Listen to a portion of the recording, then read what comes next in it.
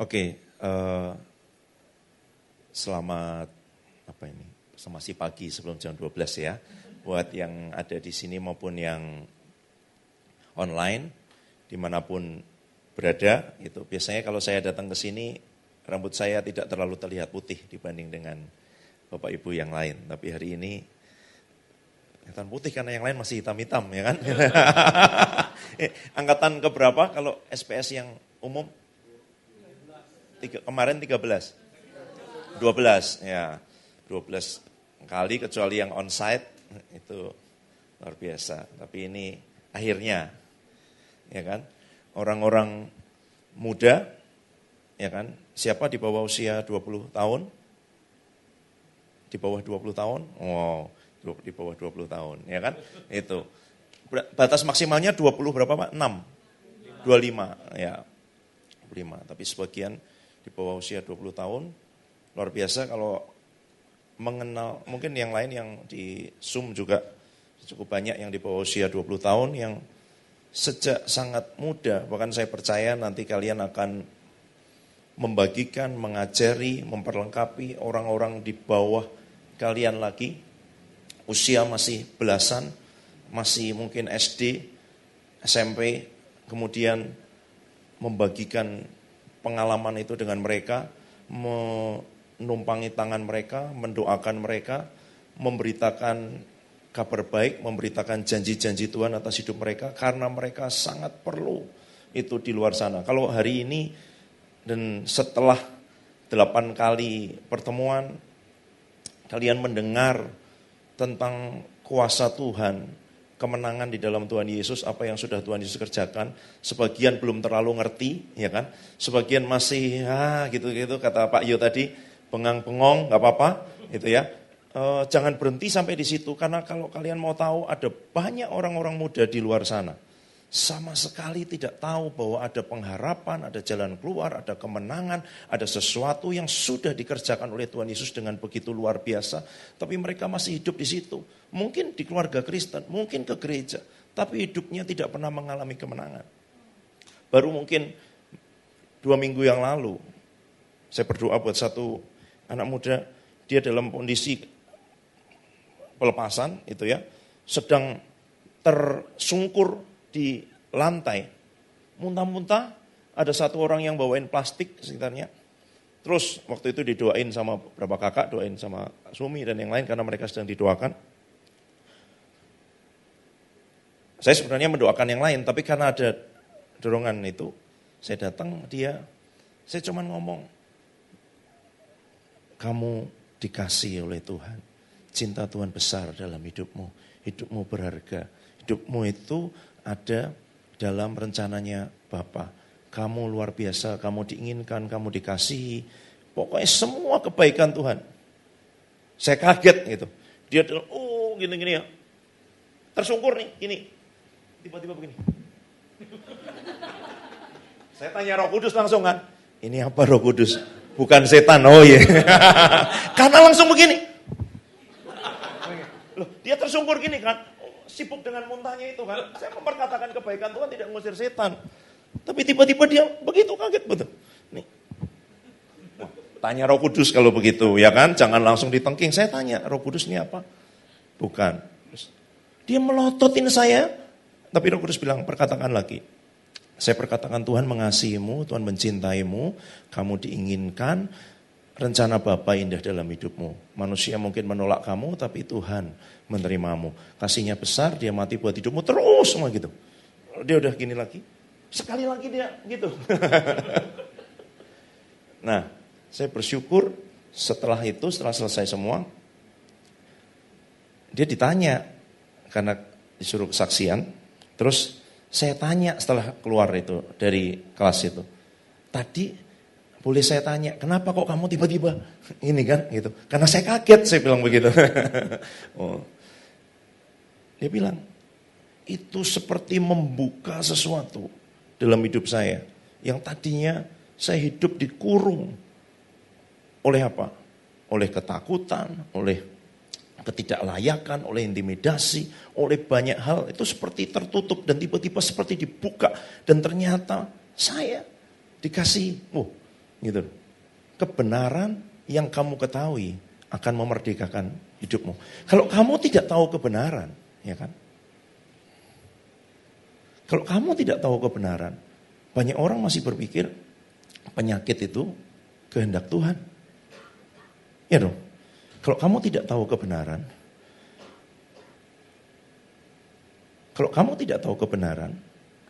kamu tidak akan berani mengambil sesuatu yang sudah disediakan, dibayar, boleh menjadi hakmu dengan cuma-cuma, dengan gratis. Orang berani nggak ngambil?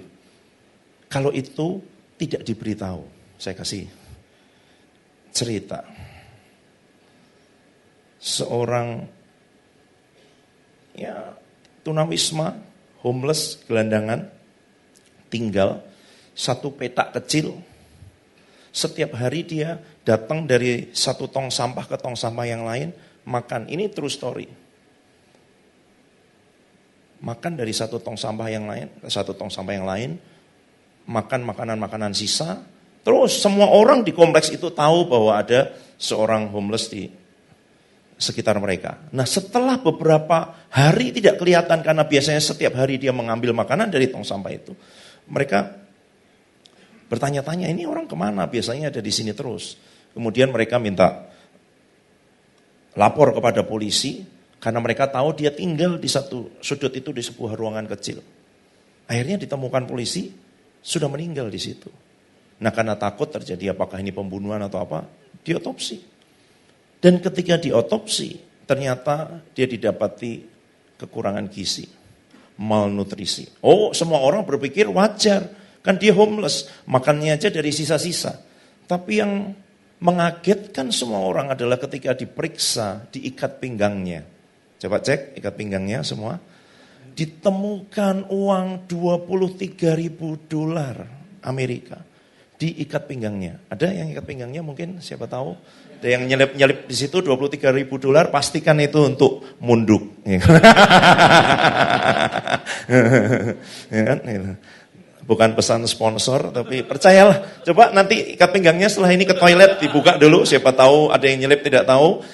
Mati kurang gizi karena tidak tahu.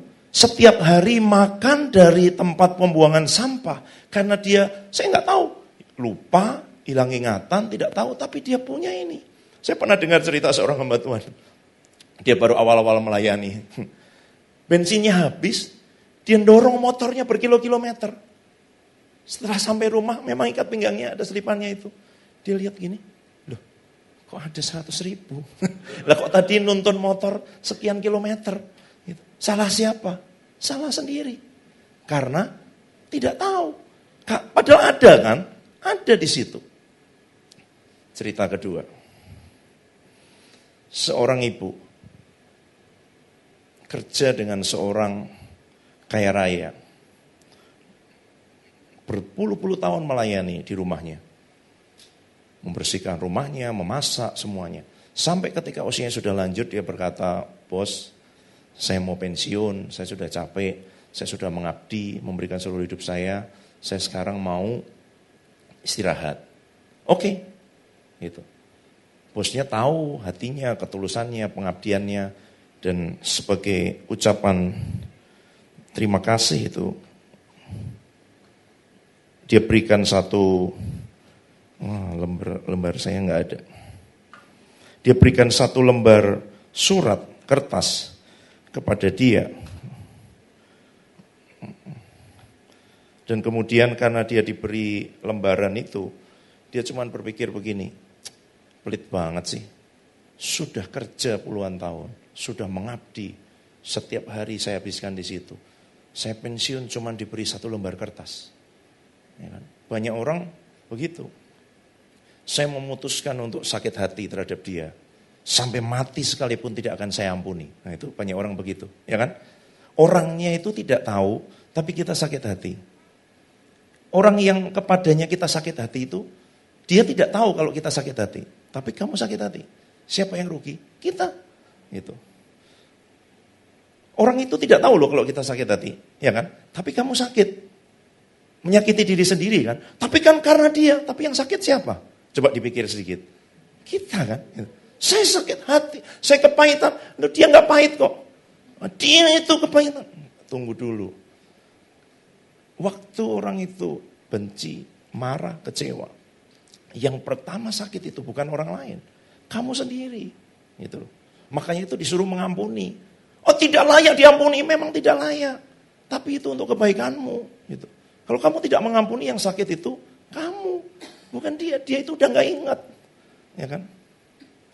Kenapa kok kamu?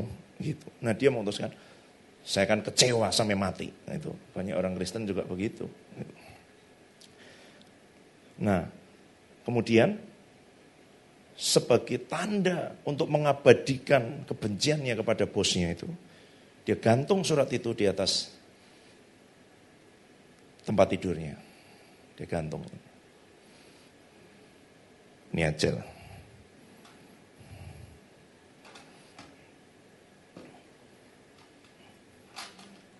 Dia gantung itu di atas tempat tidurnya. Beberapa waktu kemudian, musim dingin ini, kemudian tetangga-tetangganya pada lihat kok ibu itu tidak pernah kelihatan. Mereka lapor kepada polisi dan kemudian ibu itu ditemukan sudah meninggal. Waktu ibu itu ditemukan meninggal, mereka ngecek ini kenapa. Ternyata kedinginan. Dia tidak bisa membayar listrik untuk menghidupkan pemanas, heater di dalam rumahnya, di dalam kamarnya. Nah polisi waktu sambil menyelidiki kamar tempat tinggalnya, langsung perhatiannya tertuju kepada satu figura di atas tempat tidurnya. Kenapa?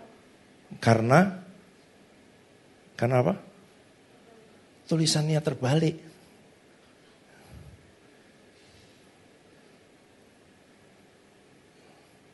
Tulisannya terbalik. Loh, kok terbalik sih? Dibalik lah. Dibuka. Dengan ini saya menghibahkan sebidang tanah seluas 3 hektar. Dan emas seberat 1 kilo. Dan uang di bank sebesar sekian ratus juta. Wow. Dia bilang, ini ibu ini kaya banget nih. Kok mati kedinginan karena heaternya tidak nyala?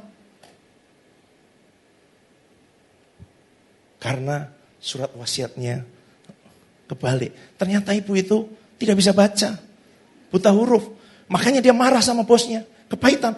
Coba kalau kamu sampai kepahitan sama orang, jangan-jangan kamu buta huruf. Kamu meragukan kebaikan Tuhan dalam hidupmu. Kamu mempertanyakan kebaikan Tuhan. Ya kan? Kenapa? Saya ngajari kemarin anak muda itu. Bagus sekali. Setiap kali kamu lagi goblok. Itu lagi goblok itu. Kalau marah sama orang, kecewa sama orang itu lagi goblok. Gitu. Kamu langsung buka Alkitab. Terus kamu balik. Aku ini goblok karena bacaku balik. Ya. Kalau aku balik, aku akan tahu semua yang sudah Bapakku sediakan buat aku. Semua warisanku, semua bagianku, semua jatahku, semua hakku. Aku akan tahu apa saja yang dia berikan kepadaku. Kenapa kamu baca Alkitab masih harus disuruh-suruh, dimarah-marahi, diancam-ancam. Karena kamu tidak tahu bahwa setiap kali kamu membaca ini, kamu sedang mencari tahu, sedang diberitahu apa saja yang jadi hakmu, bagianmu. Tanahnya bapakku di mana? Rekeningnya bapakku nomornya berapa? PIN ATM-nya berapa? Saldonya berapa? Perusahaannya ada berapa? Itu semua ada di sini. Kalau kamu sudah tahu bapakmu kaya raya, luar biasa, menciptakan alam semesta, mengerjakan semuanya atas kehidupanmu, tapi kamu masih hidup kalah. Baca Alkitab, buka. Gini. Waduh.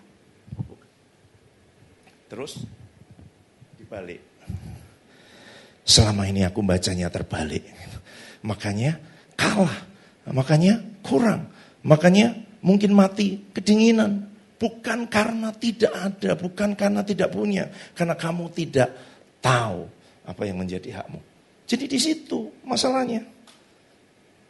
Kamu bisa ngerti. Saya kasih cerita satu lagi. Saya sebenarnya datang sudah dengan catatan firman sangat banyak. Setiap kali Pak Yu bilang, dengerin aja kalau dia cerita macam-macam, ya sudah saya cerita.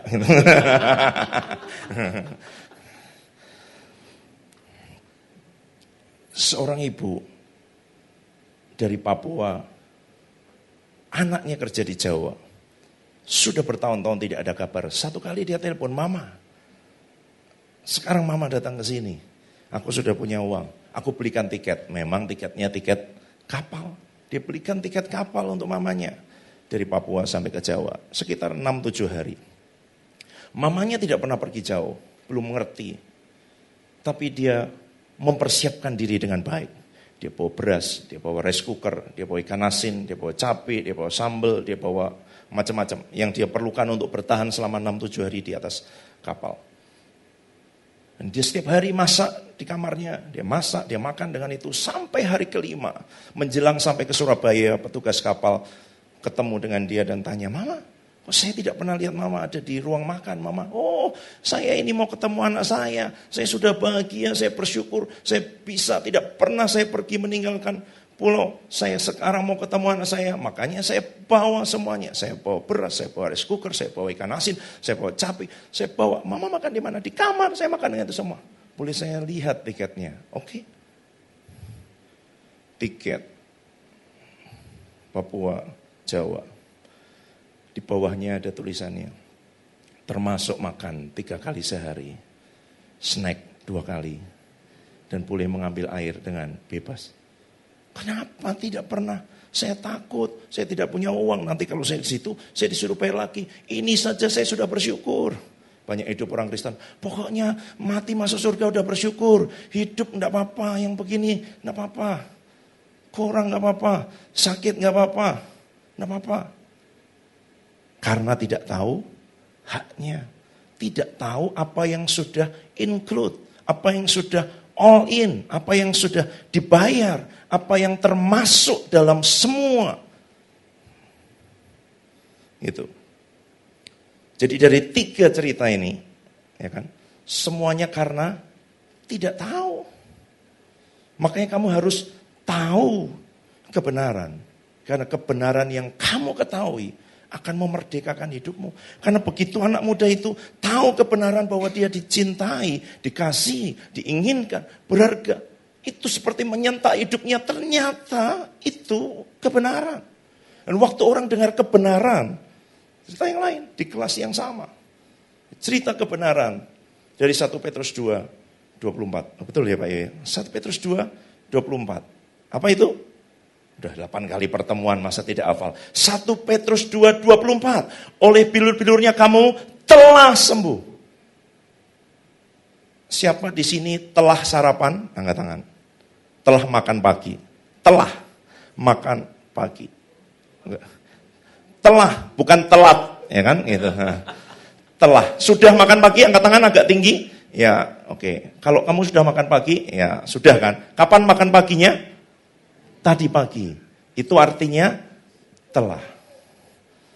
Kalau oleh bilur-bilurnya kamu telah sembuh, kapan sembuhnya? 2000 tahun yang lalu. Waktu Tuhan Yesus di atas kayu salib. Waktu dia bangkit gak ada bilurnya.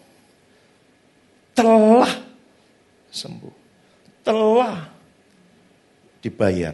Telah disediakan. Artinya sudah. Telah sarapan. Tadi atau nanti? Tadi. Nah firman Tuhan berkata kamu telah sembuh. Tapi gejala-gejala di tubuh mengatakan sebaliknya. Kamu percaya mana? Firman atau yang kamu rasakan? Itu aja. Masalahnya di situ. Ujiannya di situ. Tapi badan saya masih meriang. Tapi oleh bilurnya telah sembuh. Berarti rasa di tubuh itu bohong. Bukan kebenaran. Itu kenyataan. Kebenaran adalah firman. Oleh bilurnya telah sembuh.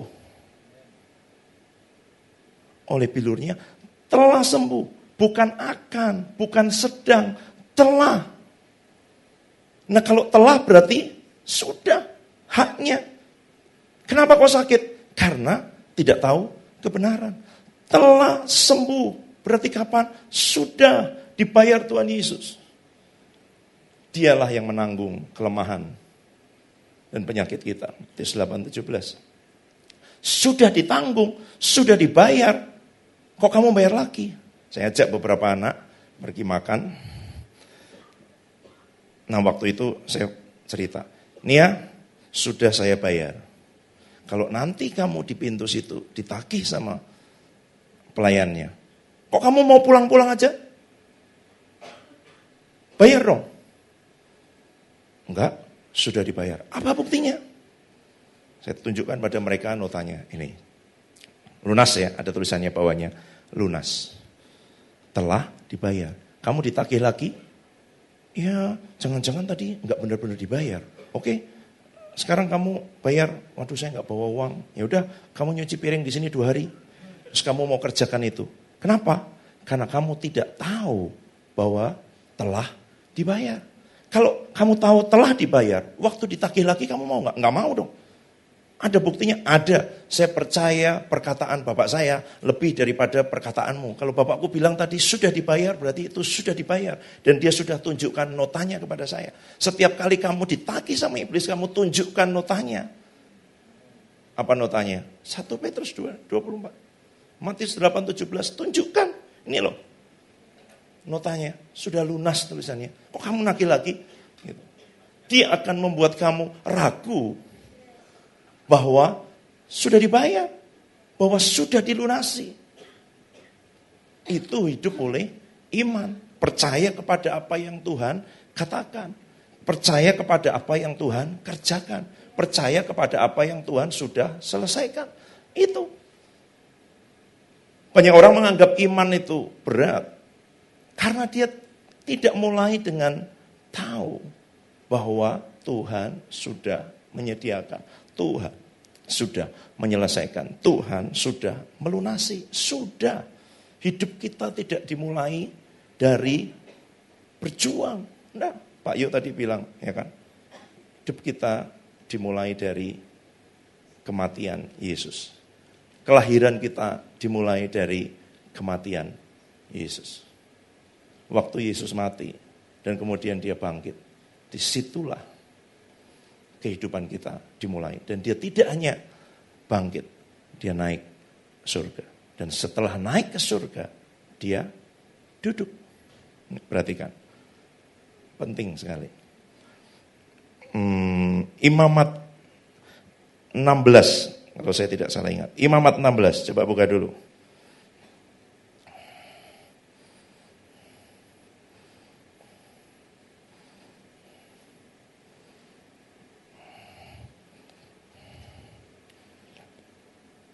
Oke, Imamat 16. Buka semuanya. Saya baca dari ayat pertama. Sesudah kedua anak Harun mati yang terjadi pada waktu mereka mendekat ke hadapan Tuhan. Berfirmanlah Tuhan kepada Musa. Firman Tuhan kepadanya. Katakan kepada Harun kakakmu. Supaya ia jangan sembarang waktu masuk ke dalam tempat kudus di belakang tabir. Ke depan tutup pendamaian yang di atas tabut. Supaya jangan ia mati. Karena aku menampakkan diri dalam awan di atas tutup pendamaian. Beginilah caranya Harun masuk ke dalam tempat kudus, yakni dengan membawa seekor lembu jantan muda untuk korban penghapus dosa dan seekor domba jantan untuk korban bakaran. Ia harus mengenakan kemeja lenan yang kudus. Ia harus menutupi auratnya dengan celana lenan. Ia harus memakai ikat pinggang lenan, berlilitkan serban lenan. Itulah pakaian kudus yang harus dikenakannya sesudah ia membasuh tubuhnya dengan air. Dari umat Israel, ia harus mengambil 2 ekor kambing jantan untuk korban penghapus dosa, seekor domba jantan untuk korban bakaran. Kemudian Harun harus mempersembahkan lembu jantan yang menjadi korban penghapus dosa baginya sendiri. Dan dengan demikian mengadakan pendamaian baginya dan bagi keluarganya. Ia harus mengambil kedua ekor kambing jantan, menempatkannya di hadapan Tuhan, di depan pintu kemah pertemuan, membuang undi atas kedua kambing jantan itu, sebuah undi bagi Tuhan, sebuah undi bagi Azazel. Lalu Harun harus mempersembahkan kambing jantan yang kena undi bagi Tuhan, mengolahnya sebagai korban penghapus dosa. Tapi kambing jantan yang kena undi bagi Azazel ditempatkan hidup-hidup di hadapan Tuhan, mengadakan pendamaian, dilepaskan bagi Azazel padang gurun. Harun harus mempersembahkan lembu jantan yang akan menjadi korban penghapus dosa baginya sendiri dan mengadakan pendamaian baginya dan bagi keluarganya. Ia harus menyembelih lembu jantan itu.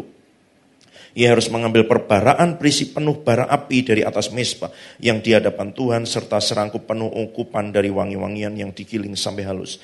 Lalu membawanya masuk ke belakang tabir. Kemudian ia harus meletakkan ukupan itu di atas api yang di hadapan Tuhan, sehingga asap ukupan menutupi tutup pendamaian di atas hukum Allah, supaya ia jangan mati. Lalu ia harus mengambil sedikit dari darah lembu jantan, memercikkannya dengan jarinya ke atas tutup pendamaian di bagian muka. Ke depan tutup pendamaian memercikkan sedikit dari darah itu dengan jarinya 7 kali. Harus menyembelih domba jantan jadi korban penghapus dosa bagi bangsa itu. Membawa darahnya masuk ke belakang tabir. Kemudian harus diperbuatnya dengan darah itu seperti yang diperbuatnya dengan darah lembu jantan, yakni memercikkannya ke atas tutup pendamaian dan ke depan tutup pendamaian itu. Dengan demikian ia mengadakan pendamaian bagi tempat kudus karena segala kenajisan orang Israel dan karena segala pelanggaran mereka, apapun juga dosa mereka. Demikian harus diperbuatnya dengan kemah pertemuan yang tetap diam di antara mereka di tengah-tengah segala kenajisan mereka. Seorang pun tidak boleh hadir di dalam kemah pertemuan bila Harun masuk mengadakan pendamaian di tempat kudus sampai ia keluar setelah mengadakan pendamaian baginya sendiri, bagi keluarganya, bagi seluruh jemaat orang Israel. Haruslah ia pergi keluar ke mezbah yang di hadapan Tuhan, mengadakan pendamaian bagi mezbah, mengambil sedikit dari darah lembu jantan, darah domba jantan, membubuhnya pada tanduk-tanduk mezbah sekelilingnya. Ia harus memercikkan sedikit dari darah itu ke mezbah dengan jarinya 7 kali, mentahirkan serta menguduskannya dari segala kenajisan orang Israel. Setelah selesai mengadakan pendamaian bagi tempat kudus dan kemah pertemuan serta mezbah, harus mempersembahkan kambing jantan yang masih hidup, harus meletakkan kedua tangannya ke atas kepala kambing jantan yang hidup dan mengakui di atas kepala kambing segala kesalahan orang Israel, segala pelanggaran mereka, apapun juga dosa mereka, harus menanggungkan semuanya ke atas kepala kambing jantan, melepaskannya ke padang gurun dengan perantaraan seseorang yang sudah siap sedia. Untuk itu, demikianlah kambing jantan itu harus mengangkut segala kesalahan Israel ke tanah yang tandus. Kambing itu harus dilepaskan di padang gurun. Sesudah itu Harun harus masuk ke dalam kemah pertemuan, menanggalkan pakaian lenan dikenakannya ketika masuk ke dalam tempat kudus dan harus meninggalkannya di sana. Ia harus membasuh tubuhnya dengan air satu tempat yang kudus dan mengenakan pakaiannya sendiri. Lalu ia harus keluar dan mempersembahkan korban bakarannya sendiri dan korban bakaran bangsa itu. Dengan demikian ia mengadakan pendamaian baginya sendiri dan bagi bangsa itu. Kemudian ia harus membakar lemak korban penghapus dosa di atas mezbah. Maka orang yang melepaskan kambing jantan bagi Azazel harus mencuci pakaiannya, membasuh tubuhnya dengan air. Setelah itu baru masuk ke perkemahan. Lembu jantan, kambing jantan, korban penghapus dosa, darah yang telah dibawa masuk mengadakan pendamaian ke dalam tempat kudus harus dibawa keluar dari perkemahan, kulitnya, dagingnya, kotornya dibakar habis. Siapa yang membakar semuanya, mencuci pakaiannya, membasuh tubuhnya dengan air, sesudah itu barulah boleh masuk ke perkemahan. Inilah yang harus menjadi ketetapan untuk selama-lamanya bagi kamu. Bulan ke-7, tanggal 10, bulan itu merendahkan diri, berpuasa, jangan melakukan pekerjaan, baik orang Israel mau asli maupun orang asing tinggal di tengah-tengahmu. Baca aja capek, ya kan?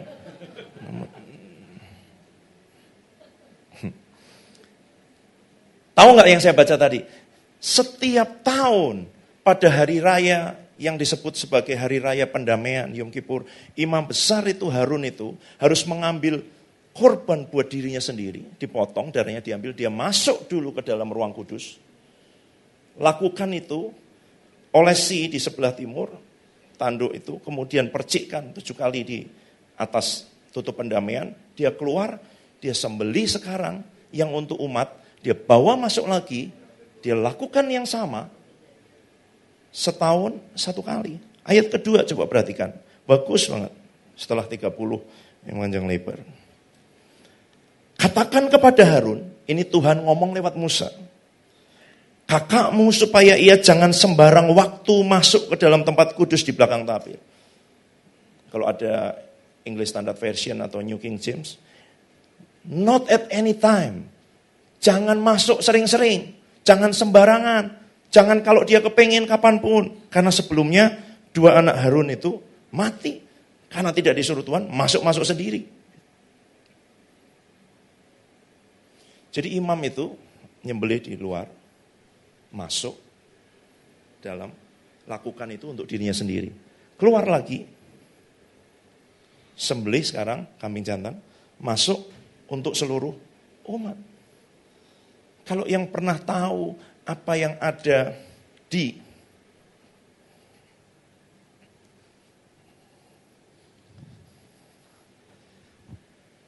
ruang Maha Kudus, di dalam kemah suci itu, apa yang ada di ruang Maha Kudus? Tabut.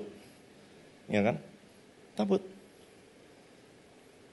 Tabut perjanjian dibuat dari emas, bawahnya kayu dilapis dengan emas. Imam setiap tahun masuk 2 kali. 1 kali maksudnya. 2 kali itu, 1 dia masuk untuk membawa pendamaian buat dirinya sendiri. Dia keluar, dia sembelih yang untuk umat, dia bawa masuk lagi. Ya, perhatikan. Masuk, keluar, masuk lagi, udah. Kenapa? Karena pekerjaan itu hanya lambang, hanya gambaran, tidak menyelesaikan yang sesungguhnya. Dia hanya membersihkan yang jasmani, kata kitab Ibrani. Jadi dia hanya gambaran. Imam itu pekerjaannya belum selesai. Setiap tahun diulang, setiap tahun diulang, setiap tahun diulang. Gitu. Nanti baca lagi ya. Imam itu masuk, mengerjakan bagiannya. Tapi dia tidak pernah duduk. Karena di ruang Maha Kudus tidak ada kursi. Tapi Tuhan Yesus, kata kitab Ibrani, nanti tolong carikan ayatnya. 1 kali dia membawa korban itu, darahnya sendiri. Jadi dia korbannya di luar disembelih. Dia imamnya masuk bawa darahnya sendiri. 1 kali untuk selama-lamanya. Dan setelah itu dia duduk. Imam itu setiap tahun masuk, tapi tidak pernah duduk. Kenapa tidak duduk? Pekerjaannya belum selesai. Di SPS diajari kan, posisi otoritas. Tuhan Yesus duduk. Ibrani berapa sih? Setelah mempersembahkan korban, 1 kali saja ia duduk untuk selama-lamanya. Ayat berapa?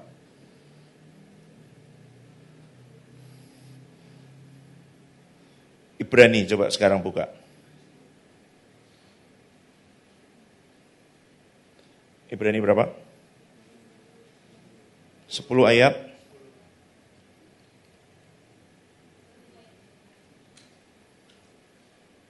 Ya, ayo baca bersama bersuara. Ibrani 10 ayat 12. 2, 3. Tetapi ia setelah mempersembahkan hanya 1 korban saja karena dosa, ia duduk untuk selama-lamanya di sebelah kanan.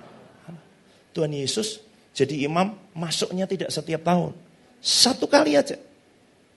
Setelah dia itu, dia duduk. Kalau imam itu duduk, nggak ada kursinya di situ. Karena pekerjaannya itu belum selesai. Tapi pekerjaan Tuhan Yesus sudah selesai. Makanya dia duduk. Artinya sudah selesai, ya kan? Kamu kalau pekerjaan belum selesai duduk-duduk, ngapa kamu duduk-duduk? Sana kerja. Ya kan? Tuhan Yesus sudah menyelesaikan. Sudah selesai. Makanya dia duduk untuk selama-lamanya. Maksudnya selesai. Dia tidak perlu mengerjakan lagi. Berarti semua itu sudah dikerjakan Tuhan Yesus. Dalam kematiannya, dalam kebangkitannya, dalam kenaikannya. Sudah. Kalau sudah, sekarang kita ngapain?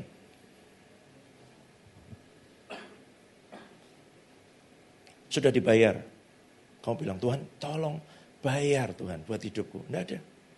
Terima kasih Tuhan. Engkau sudah membayar. Ya kan? Untuk dosa-dosamu kamu bisa percaya nggak? Bahwa dia sudah mati untuk dosamu. Ya. Untuk penyakitmu, nah itu. Untuk kemiskinanmu. Untuk ikatanmu. Yang tadi disuruh menyerahkan kepada Tuhan Yesus, dia mau memberitahu, ya kan, aku itu sudah menyediakan, termasuk menyediakan kemampuan dan kerelaan untuk engkau melepaskan itu semua. Jadi ketika Tuhan meminta sesuatu itu tidak berat. Itu berat kalau kita tidak tahu bahwa dia sudah melakukan semuanya. Kita merasa seakan-akan itu, aku melakukan ini supaya, bukan. Coba perhatikan, aku melakukan ini karena, beda nggak? Aku melakukan ini bukan supaya aku diterima Tuhan. Bukan supaya aku dikasihi Tuhan. Aku melakukan ini karena aku sudah dikasihi, sudah diampuni, sudah ditebus, sudah diselamatkan, sudah dibebaskan, sudah dibayar, sudah disembuhkan, sudah diberkati. Sudah, semua sudah. Karena dia sudah duduk, artinya sudah. Kalau dia sudah melakukan semuanya, bagianmu apa? Menerima. Kenapa sulit mengucap syukur? Karena tidak tahu kalau sudah dibayar, dikerjakan, diselesaikan, dilunasi. Sudah, kata kuncinya, sudah. Sudah. Gitu. Nah, banyak orang Kristen hidupnya berat karena dia tidak tahu apa yang sudah. Dan tidak hidup dari apa yang sudah dikerjakan Tuhan Yesus. Tidak mulai hidupnya dari apa yang sudah. Dia mulai hidupnya dari mengejar sesuatu. Kamu pernah lihat nggak kucing atau anjing ngejar ekornya sendiri?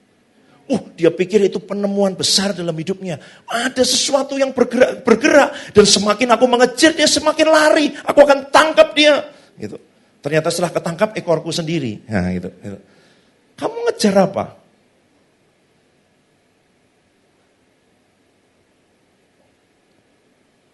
Paulus mengejar. Yang dikejar adalah Tuhan. Tunjukkan kepadaku, bukakan kepadaku, singkapkan kepadaku apa yang sudah Tuhan. Mungkin selama ini aku baca terbalik Tuhan.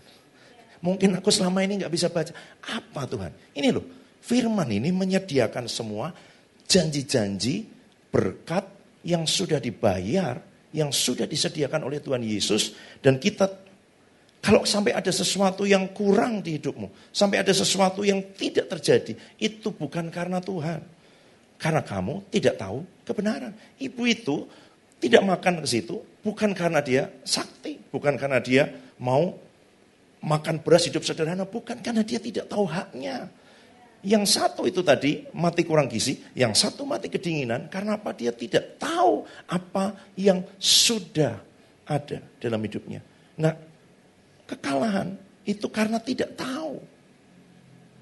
Tidak tahu itu lebih mudah. Karena tidak tahu begitu diberitahu, langsung iman naik.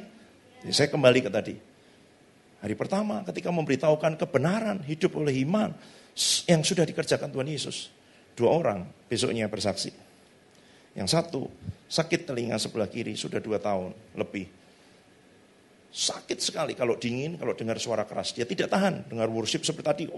Dia kasih busa sumpel. Ya, yang seperti untuk naik pesawat itu. Masukkan ke sini, dia tutup pakai supaya nggak sakit. Tapi hari kedua paginya dia cari penutup telinganya itu, busanya itu hilang. Dicari kemana nggak ada. Akhirnya dia ikut 2 pagi. Loh, kok nggak sakit? Ikut sesi waktu itu. Kak Sumi yang memimpin ujian, deklarasi keras sekali dia bilang gitu. Karena belum ketemu, gak sakit. Loh, itu aja tidak bisa percaya. Ini apa mujizat ya? Apa sembuh ya? Gitu, bayangin. Saking kesembuhan itu jarang. Waktu murid-murid Tuhan Yesus ngadepin orang, anak yang kerasukan setan dan sakit ayan itu, dan tidak sembuh. Mereka bingung, kok tidak sembuh? Gitu. Nah kalau kita, kok sembuh? Itu saking lamanya hidup dalam ketidakpercayaan. Ya kan? Makanya kamu nyanyi. Gak apa-apa gunung gak pindah. Ya kan? Harus pindah karena firman berkata bahwa kalau kamu punya iman sebesar biji sawi dan kamu berkata kepada gunung ini tercampak ke dalam laut, dia akan pindah. Gunung tidak pindah malah nyanyi. Diusir, diperkatakan pindah. Itu karena terlalu lama hidup dalam ketidakpercayaan, tidak ada iman. Makanya waktu tidak pindah, enggak apa-apa. Murid Tuhan Yesus waktu tidak terjadi kesembuhan, bingung. Loh, kok enggak sembuh? Karena biasanya sembuh. Karena biasanya setannya pergi. Kok yang ini enggak pergi? Kok yang ini enggak sembuh? Nah, gitu. Kok sembuh? Kok bisa ya? Gitu. Nah, itu. Kalian sedang dibawa masuk ke dalam dimensi yang berbeda. Bahwa yang supranatural, mujizat itu biasa. Biasa. Artinya terjadi terus. Bukan kadang-kadang, bukan sesekali, bukan. Untuk apa semua pengurapan yang tadi dibilang Pak Yo yang besar nanti. Itu. Belum apa-apa itu. Ya, itu untuk melayani orang lain. Orang punya pengurapan besar. Kalau sakit sendiri, dia minta didoakan orang lain. Nah, dia harus latihan. Karena pengurapan itu selalu untuk melayani orang lain. Pengurapan itu untuk melayani orang lain. Untuk sendiri. Iman. Dan iman itu gak bisa langsung sekaligus besar. Maksudnya memindahkan. Dia harus exercise, latihan, percaya dari yang kecil, dari yang sehari-hari, dari yang biasa, terus. Tapi kamu juga tidak bisa membesarkan iman. Iman timbul dari pendengaran. Pendengaran akan rema, firman Kristus. Kalau mendengarnya seminggu sekali, gitu, ya pasti kamu akan hidup berdamai dengan gunung. Masukkan firman terus dan kamu akan terganggu kalau gunung itu tetap ada di situ. Dia harus pindah. Karena firman bilang dia pindah. Nah, kamu pilih mana? Gitu. Orang yang kedua, ada benjolan di pergelangan tangan sebelah kanan. Karena dia dengar itu, dia terbangun jam 4 pagi. Dia mau perkatakan 1 Petrus 2:24. Waktu dia pegang, udah gak ada. Gitu. Ini bersaksi, kamu udah ke dokter? Sudah. Dokter bilang apa? Harus operasi. Sudah berapa lama? Saya tanya, direkam sama Kak Ayu, 3 tahun. Tadinya gimana? Tadinya gak bisa begini. Sekarang bisa. Tidak ditumpangi tangan, tidak didoakan. Dengar kebenaran. Karena kebenaran yang kamu ketahui akan memerdekakan hidupmu. Waktu yang dia dengar kebenaran, iman muncul. Iman muncul, dia berani memperkatakan, berani percaya bahwa sudah dibayar, sudah disediakan. Sudah, kamu menumpangi tangan orang sakit, dasarnya apa? Sudah dibayar Tuhan Yesus. Kamu berkata, sudah dibayar.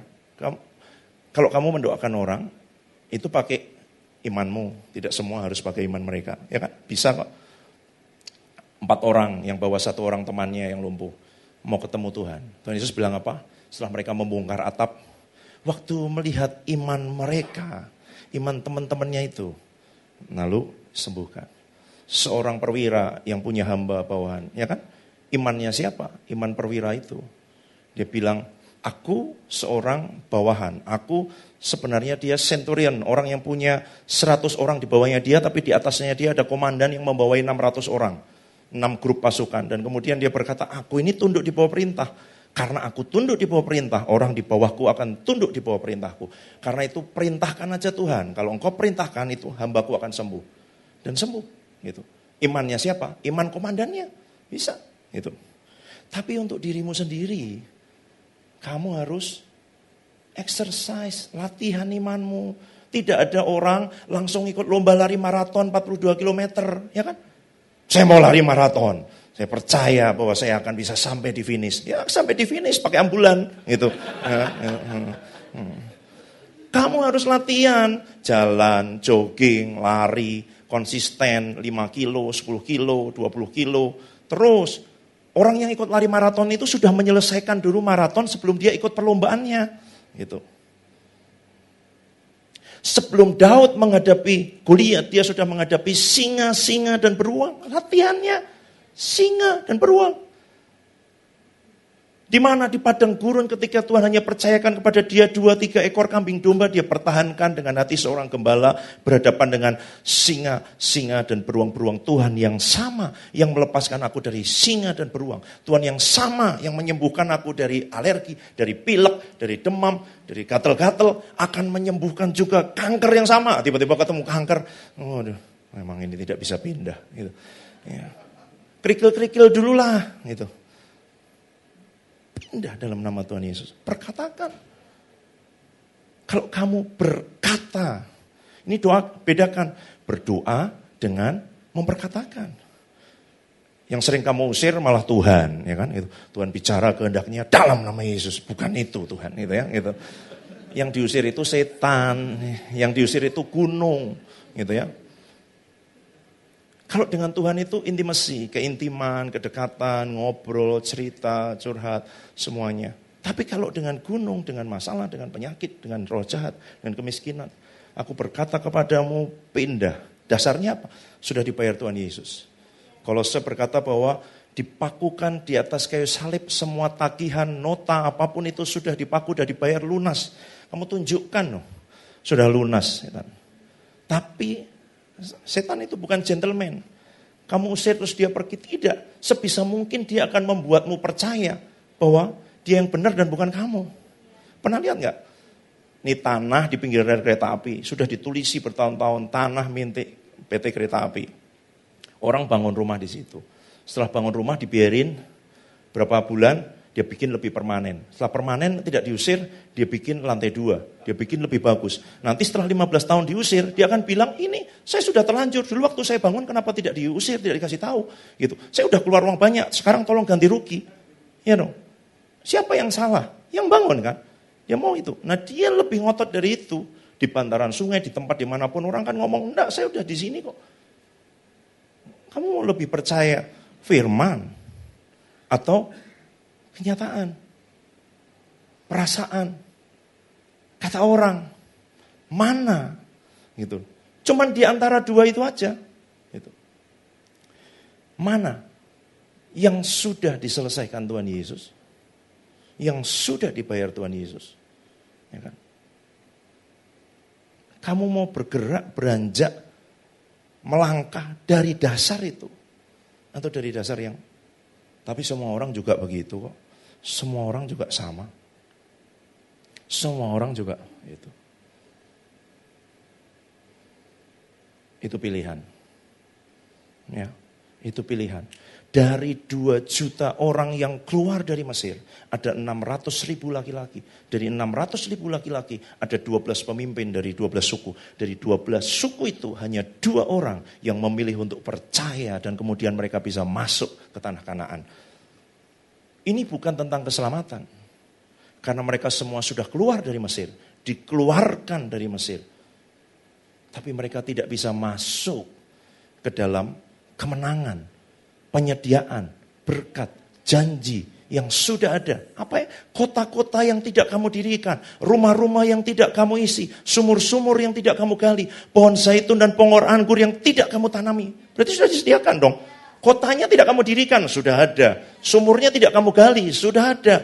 Rumahnya tidak kamu isi, tinggal ditempati. Pohonnya tidak kamu tanam, tinggal dipanen, sudah ada. Untuk masuk ke tempat yang sudah ada. Buka Ibrani 3.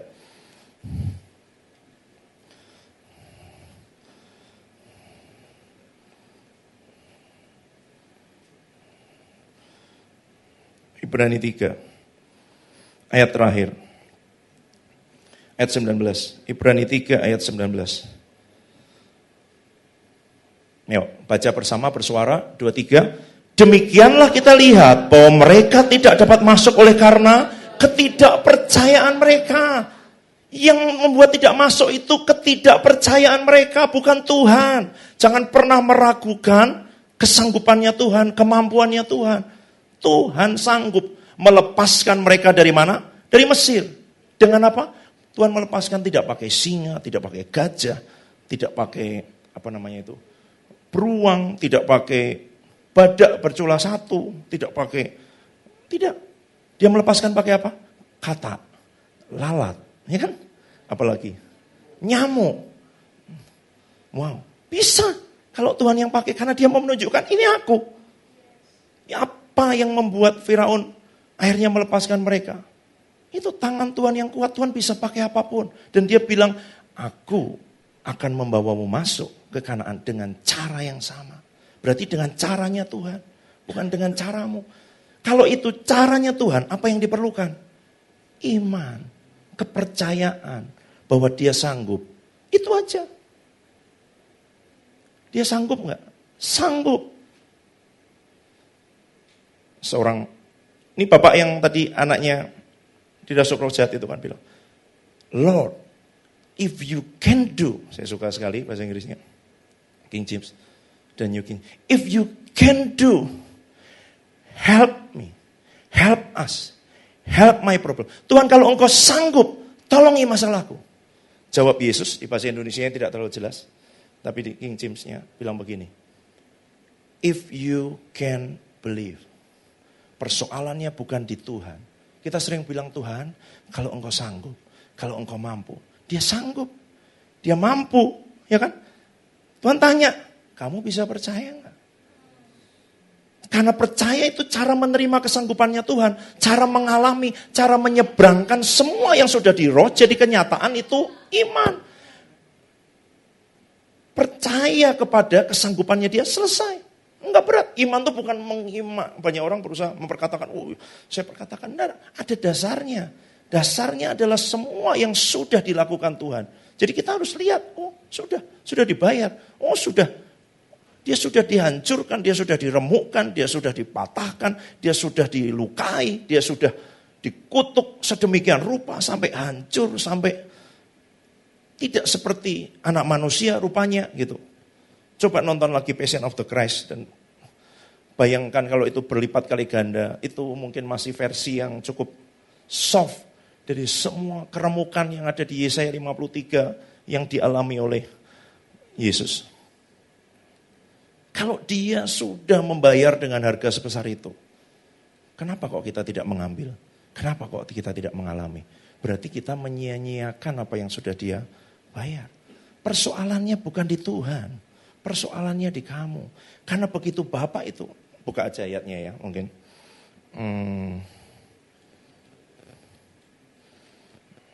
Itu yang Markus 13 bukan?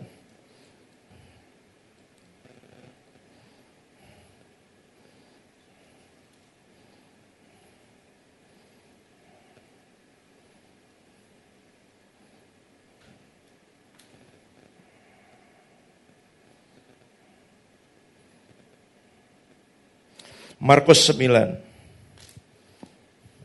ayat 22. Markus 9, 22. Ya, yuk baca bersama dulu 22. 23. Dan seringkali roh itu menyeretnya ke dalam api ataupun ke dalam air untuk membinasakannya. Sebab itu jika engkau dapat berbuat sesuatu, tolonglah kami dan kasihanilah kami. Boleh ditunjukin New King James, NKJV?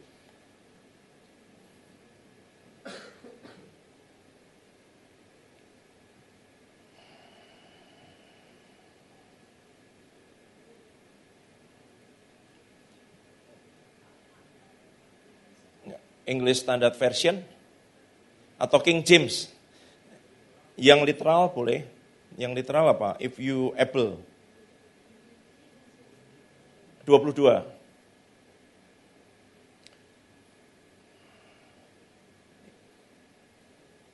Ya. If you can do, ya kan? Bapak anak itu tadi yang kerasukan itu tanya, Tuhan, jika engkau dapat, ya kan? Help us. Tolongi kami Tuhan.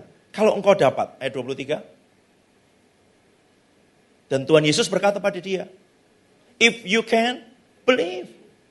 Jangan mempertanyakan kesanggupan Tuhan untuk melakukan. Tapi kamu cek, kamu bisa percaya enggak? Karena tidak ada yang mustahil buat mereka yang percaya. Gitu. Jadi masalahnya bukan di Tuhan. Tuhan sudah menyelesaikan, dia sudah duduk. Kalau Pak Ayung, kamu bisa ikut duduk enggak? Kamu harusnya tetap duduk di situ, tinggal di dalam kemenangannya. Mengambil semua yang sudah dia bayar, menikmati semua yang sudah dia sediakan. Itu. 24. And straight away the father of the child cried out and said with tears, Lord, I believe. Help to mine unbelief. Tolongi ketidakpercayaanku. Ayat 22 coba tunjukkan lagi. Dia tadi ngomong apa? Help us. Sekarang dia sudah tahu persoalannya. I believe, Lord. Yang perlu ditolong apa? Ketidakpercayaanmu. Karena ketidakpercayaanmu yang menghalangi kamu masuk menikmati semua janji Tuhan. Sama seperti semua bangsa Israel itu loh. Karena ketidakpercayaan mereka tidak bisa masuk. Tapi Tuhan sudah sediakan Kanaan. Dia sudah sediakan Kanaan. Kalau tidak dapat masuk itu bukan karena Tuhan. Karena unbelief, ketidakpercayaan. Ketidakpercayaan, kenapa? Karena lebih banyak yang masuk informasi, pengetahuan yang tadi loh, yang disuruh menyerahkan itu bukan tanpa tujuan. Karena dia memasukkan benih-benih unbelief ke dalam hidupmu, benih-benih ketidakpercayaan. Ya, saya kasih tahu, kalian akan pelayanan supranatural, melayani dengan kuasa, dan itu harus jadi sesuatu yang nanti normal, umum, biasa. Orang berbahasa roh didoakan di pinggir jalan, di alun-alun, orang sembuh itu biasa. Kami sudah mulai lihat itu. Gelandangan pemulung didoakan di pinggir jalan, di alun-alun, berbahasa roh. Orang sakit di rumah sakit, ini semua patah langsung sembuh. Yang tadinya sudah 2 kali tidak bisa bangun tempat tidur langsung bisa jalan. Sudah dialami anak-anak, bukan saya mendoakan. Dan itu. Sudah terjadi. Dan itu harus jadi sesuatu yang wajar. Sampai kamu bertanya, kok tidak sembuh? Kok tidak pergi? Gitu ya. Gitu. Pasti masalahnya di sini. Unbelief. Karena apa? Benihnya apa? Yang kamu masukkan apa? Iman timbul dari pendengaran. Otomatis. Kalau kamu masukkan firman, yang timbul adalah iman. Kalau kamu tanam jagung, tumbuhnya apa? Jagung. Masa kamu berharap durian? Nggak mungkin dong. Loh, kalau kamu masukkan sosmed, masukkan itu, ya kan terus. Masukkan informasi, perang, harga minyak. Gitu. Oh, tidak banyak bapak-bapak di sini ya kan, biasanya gitu. Dipengaruhi oleh, ya kan, semuanya. Tidak.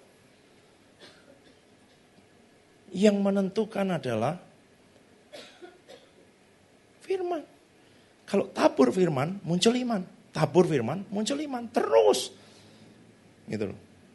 Nah makanya dia ditabur, tapi kemudian ada banyak yang lain. Jenis tanah yang ketiga, yang dia juga tumbuh semak duri. Yang menghimpit firman itu, sehingga dia tidak bisa berbuah.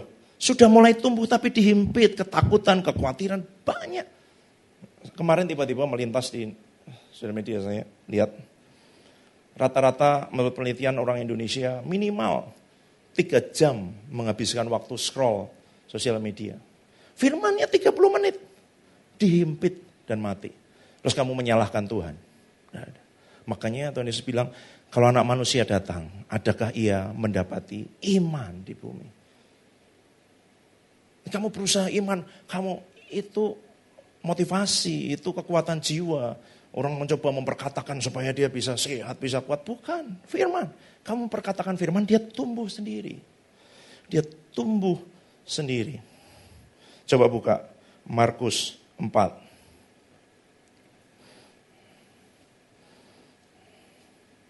Ayat 28.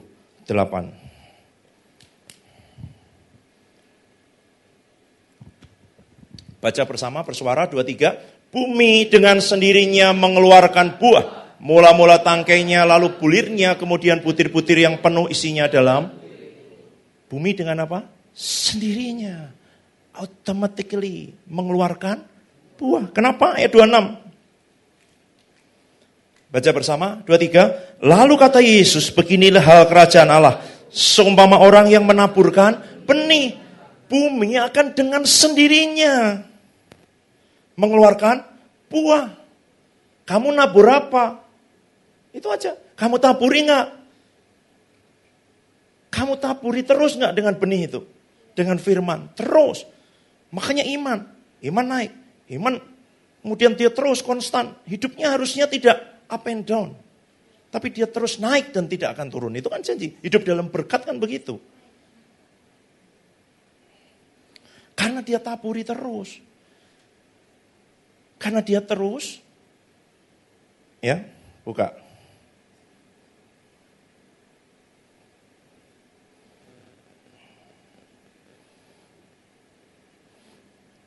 Ibrani 10 ayat 36. Ibrani 10, 36 sampai 38. Baca dulu 36, 2, 3. Sebab kamu memerlukan ketekunan, supaya sesudah kamu melakukan kehendak Allah, kamu memperoleh apa yang dijanjikan itu. 37. Sebab sedikit, bahkan sangat sedikit waktu lagi, dan ia yang akan datang sudah akan ada, tanpa menangguhkan kedatangannya. Terus, tetapi orang yang benar akan hidup oleh iman, dan apabila ia mengundurkan diri, maka aku tidak akan berkenan kepadanya. 39. Tapi kita bukanlah orang-orang yang mengundurkan diri dan binasa, tapi orang-orang percaya dan yang beroleh hidup. Mengundurkan diri berarti berhenti hidup dengan iman. Apa artinya berhenti hidup dengan iman? Kamu mulai hidup dengan kenyataan. Kamu mulai hidup dengan perasaan. Kamu mulai hidup dengan kata orang. Kamu mulai hidup dengan berita. Apa yang disampaikan oleh dunia, kamu mulai hidup berdasarkan itu. Itu yang membuat 600.000 laki-laki, 2 juta orang Israel dan 10 pemimpin yang lain tidak bisa masuk Bukan karena Tuhan, karena ketidakpercayaan mereka. Kenapa? Ada janji Tuhan, itu tanah Kanaan, itu tanah perjanjian. Sudah dibayar Abraham, sudah lunas. Waktu dia membeli gua Makpela. Itu tanah itu, Hebron, tanah perjanjian. Tapi di situ ada 4 raksasa. Dan mereka lebih memilih melihat raksasa. Lihat kenyataan sama seperti Petrus. Dia lebih memilih untuk melihat tiupan angin. Merasakan tiupan angin. Dan dia mulai tenggelam. Kenapa? Bimbang. Memangnya kalau tidak ada tiupan angin orang bisa jalan di atas air? Tidak.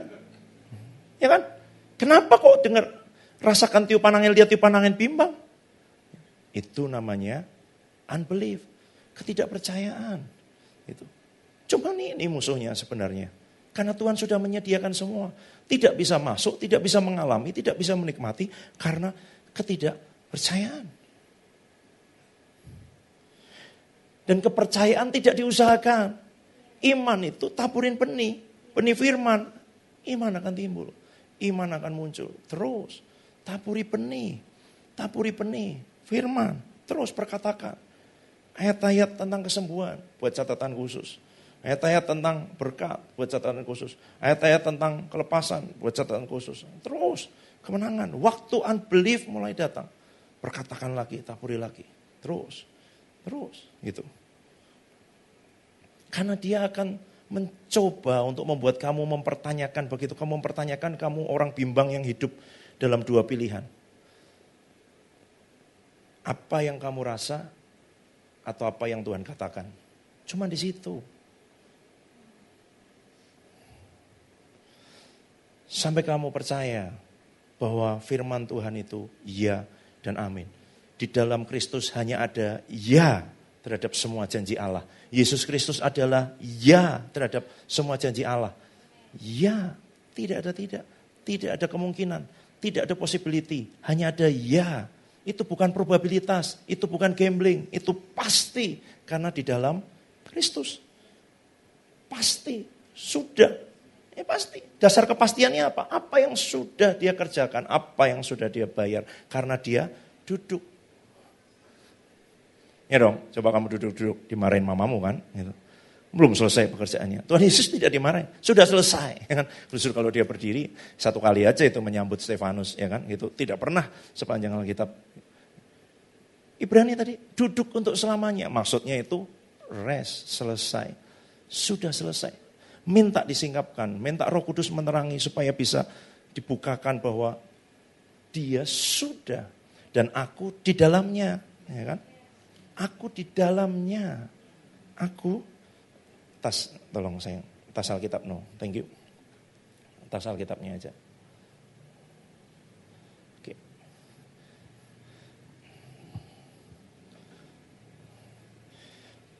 Saya dimasukkan di dalam tas. Waktu tasnya jatuh, saya jatuh. Waktu tasnya saya bawa pergi jalan-jalan ke mall, botolnya jalan-jalan ke mall. Waktu saya bawa tas ini pergi ke Inggris, botolnya ikut. Kenapa? Karena di dalam. Nah semua itu tadi bisa kita alami di dalam Kristus. Dan kita sudah di dalam Kristus. Ya kan? Nah, kenapa belum alami? Belum bisa lihat. Belum bisa percaya. Gitu. Sudah. Berarti kalau dia sudah disalibkan, kamu sudah disalibkan, dia sudah bangkit, dia sudah naik, kita sudah naik. Dia sudah duduk. Menang. Tidak apa-apa.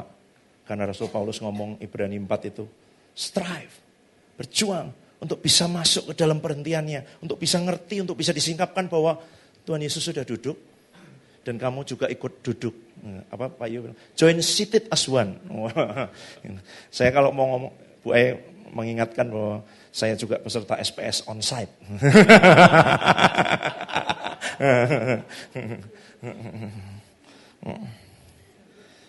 Gitu. Sudah. Dia duduk itu artinya dia sudah menyelesaikan. Sudah. Dia tidak mengerjakan lagi. Setiap kali kita menghadapi penyakit, jangan minta tolong Tuhan. pakai semua yang sudah dia kerjakan. Tunjukkan notanya sama setan, ya kan? Udah lunas. Nah, ingatkan diri sendiri waktu mulai muncul ketidakpercayaan, dibalik dulu. Jangan-jangan aku kayak ibu itu ya, mati kedinginan karena tidak tahu malah marah sama bosnya. Ya kan, kamu kalau marah sama Tuhan tuh, itu loh, surat wasiat ini, kamu baca Alkitab berasa kayak ditagih utang. Duh, ini kayak rasanya kurang. Baca ini dengan antusias, dengan semangat, ini surat wasiat. Wih, luar biasa, tanah bapakku di mana lagi nih ya. Oh, ini ada apa lagi yang dia punya? Ada yang disembunyikan di bawah bantal, di bawah ini lemari, di belakang ini enggak lagi. Dia akan tunjukkan itu. Ya kan? Dia akan tunjukkan itu. Dia akan singkapkan itu kepada orang yang menginginkan, yang mencari, yang merindukan. Itu loh. Tapi sudah, kehidupan kita tidak dimulai dari perjuangan. Kehidupan kita dimulai dari kemenangan. Dan itu kemenangan yang sudah dibayar oleh Tuhan Yesus. Nanti akan berbeda. Kamu akan alami sesuatu yang berbeda. Hidupmu kamu akan penuh dengan ucapan syukur. Penuh dengan pujian. Pasti dong. Ya kan? Ada yang ngomong sama kamu. Semua uang sekolahmu sudah aku lunasi. Uang kuliahmu juga sudah aku sediakan. Nanti rumahmu sudah aku bayar. Loh, pekerjaanmu sudah aku siapkan. Saya nggak tahu anaknya ikut online atau enggak. Pengurapan, tapi ada satu anak datang mengalami itu. Waktu dia dengar kebenaran ini sejak bulan Januari kemarin. Dia bilang, aku mau mengalami itu, aku mengalami itu. Hatinya sepakat bahwa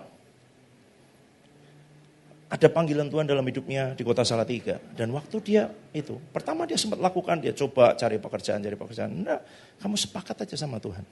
Ada orang nawarin dia, kamu magang di tempat saya, di perusahaan saya, 1 tahun minimal, tapi kalau bisa 2 tahun, di pulau yang lain, sekarang dia sudah berangkat, dengan tujuan apa? Karena saya mau buka kantor di Salatiga, dan saya mau jadikan kamu pimpinannya. Loh, bayangin.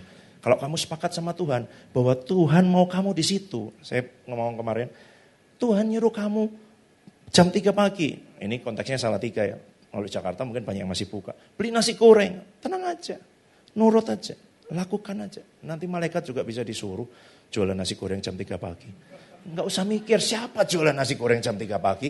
Kamu lakukan aja. Dia mau, Tuhan aku mau. Salatiga. Aku percaya janjimu atas hidupku di tempat ini. Tidak ada perusahaan yang sebenarnya mungkin.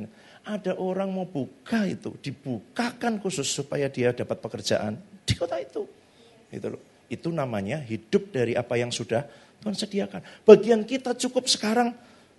Tuhan, singkapkan, tunjukkan, wahyukan, terangi apa saja yang sudah Engkau sediakan. Buka mataku untuk lihat apa saja yang sudah Engkau sediakan. Makanya Efesus berkata, minta roh hikmat dan wahyu, minta supaya mata hatimu dibuat terang, supaya kamu lihat apa yang ada di Efesus 1 ayat 3. Every spiritual blessing in the heavenly realm, segala berkat rohani di alam surgawi yang telah. Jadi bagian kita, minta Tuhan tunjukkan, yang telah itu apa saja, yang sudah apa aja, yang udah lunas apa aja, yang include apa aja, ya kan? Yang sudah dibayar itu loh, apa aja. Gitu. Nah kamu akan semangat menyelidiki firman, karena di situ kamu akan tahu apa saja yang sudah Tuhan bayar dan sediakan. Ya tanpa itu, gak bisa, bukan hanya dari omongan orang. Nanti kita akan terima pengurapan, karunia, penumpangan tangan. Kalian akan terima sesuatu yang luar biasa. Tapi untuk hidupmu sendiri, iman, kamu harus taburkan benih, harus taburkan firman. Kamu harus hidup terus di dalamnya. Karena musuhnya adalah ketidakpercayaan. Waktu itu Pak Yu sempat jelaskan tentang roh ketidakpercayaan ya Pak Yu. Itu lawan, musuh utama yang menghambat karena dia seperti, ini ada kekuatan yang besar yang bisa menarik barang sebesar 1 kintal mungkin. Gitu. Tapi di sini ada yang menarik lagi ke arah yang lain. Itu namanya ketidakpercayaan. Makanya dia nggak pindah-pindah. Dia terus ada di situ. Gitu. Iman timbul dari pendengaran. Mendengarkan firman Kristus. Kamu taburkan nggak itu dalam hidupmu? Terus. Pengurapan, karunia, semuanya. Saya punya keyakinan begini. Sampai satu titik, semua yang diturunkan atas hidup kita tidak hanya mengalir, ya kan, lewat hidup kita melayani orang lain, tapi mengalir dari dalam kita mengkhususkan, tadi Pak Yo bilang, menguduskan jiwa kita. Sanctified, consecrated, dipersembahkan seluruhnya untuk Tuhan. Sehingga semua itu tidak ada hambatannya, karena hambatannya di kita. Hambatannya di jiwa, hambatannya di aku. Hambatannya di aku yang menutupi banyak hal. Sehingga semua yang sudah disediakan Tuhan tadi itu, yang saya bilang, bukan jauh di sana, tapi di dalammu. Roh yang sama yang membangkitkan Yesus dari antara orang mati, diam di dalammu. Roh yang lebih besar dari roh yang ada di dalam dunia, diam di dalammu. Masalahnya di mana? Dia terkurung di dalam jiwa yang belum mau rela untuk meletakkan, melepaskan itu semua. Penghambatnya itu, unbelief-nya di jiwa kita. Satu, jiwa kita tidak pernah dibaharui dengan firman. Dua, ini saya percaya yang ini, Tuhan tidak hanya mengajar, tapi menghajar. Sebab seorang sahabat memukul dengan maksud baik. Seorang bapak mendidik anaknya. Bapak di dunia aja mengajar anaknya untuk sesuatu yang sementara, sedangkan dia untuk yang kekal. Ada dua bentuk cara meremukkan jiwa supaya jiwa kita tidak jadi penghambat buat semua itu tadi mengalir keluar. Namanya pengajaran dan pengajaran. Itu. Kalau pengajaran banyak, pengajaran tidak terlalu banyak. Tapi percayalah kalau pengajaran tidak banyak, Tuhan bisa memakai keadaan orang apapun untuk meremukkan kita, membuat kita bukan hancur. Tapi supaya kita tidak jadi aku ini, tidak jadi penghalang untuk semua yang luar biasa, yang dahsyat, yang sudah ada di dalammu. Bayangin, roh yang sama yang membangkitkan Yesus dari antara orang mati, diam di dalammu. Itu bukan, oh ini masih muda-muda kasih rohnya aja yang KW, yang level ini, level di bawahnya. Roh yang sama yang membangkitkan Yesus dari antara orang mati. Dari kematian yang begitu ngeri, ya kan? Hancur, remuk, patah. Dia bukan hanya mati. Tapi dia tidak hanya bangkit. Udah Paskah ini. Kalau di CHC Paskah terus dengerin khotbahnya Pak Yu. Gitu. Tidak harus tunggu Paskah, khotbahnya Paskah terus. Pokoknya Kristus bangkit, menang, bahkan kenaikan terus. Gitu. Coba renungkan ini. Ada nggak di negara lain yang kenaikan Tuhan Yesus jadi hari libur nasional? Rasanya nggak ada loh. Natal, Paskah, luar biasa. Profetik ya. Posisi otoritas penting. Ya kan Pak Yu? Nggak ada loh. Natal ya. Paskah ya, tapi Tuhan Yesus naik di Indonesia, hari libur nasional. Kamu tahu, Tuhan Yesus naik. Waktu setelah dia naik apa? Duduk, selesai. Aku mau bilang selesai. Sudah aku selesaikan, sudah aku bayar, sudah aku lunasi, sudah aku sediakan. Kamu alami, kamu nikmati. Penghalangnya apa? Unbelief. Unbelief itu di mana? Di jiwa, di aku. Dia cuma bisa dengan dua. Satu firman. Dua, pembentukan. Makanya kalau tidak mau banyak pengajaran, banyak pengajaran. Firman, firman, firman, terus itu. Kalau tidak apa-apa, Tuhan sayang, Tuhan pengen supaya semua itu bisa mengalir keluar tanpa batas. Ya kan? Rohnya dikaruniakan tanpa batas. Batasannya siapa? Aku. Gitu.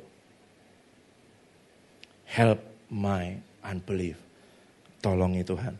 Dengan apa? Firman, taburi terus. Dibentuk. Sampai kamu berkata apa? Not I, but Christ. Bukan aku, tapi Kristus. Bukan aku lagi, tapi Kristus. Ya kan? Kapan kamu bisa bilang bukan aku lagi, tapi Kristus? Waktu kamu menghadapi sesuatu yang berat sekali, ya kan? Masuk angin mungkin ya masih aku lah, bisa, ya kan? Gitu. Tapi begitu kanker stadium 4, not I, but Christ, ya kan. Mau saya tumpangi tangan, tumpangi kaki, dia tidak akan pergi kalau bukan engkau Tuhan. Not I, but Christ. Kristus hidup di dalammu. Kristus hidup di dalammu. Sudah mati, sudah bangkit, sudah naik ke surga, sudah menang, semua yang lain tunduk di bawah kakinya.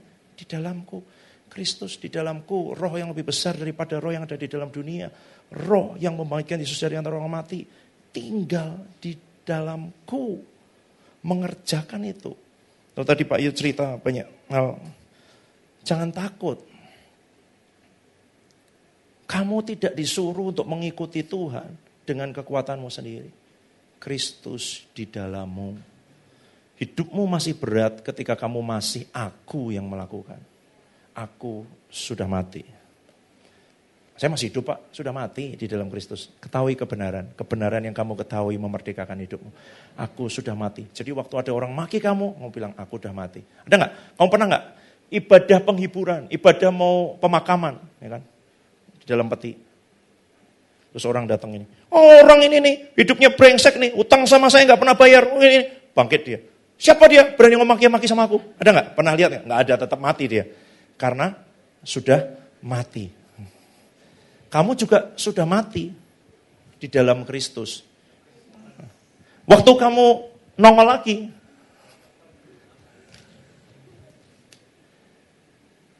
selama kamu di dalam sini, ya kan?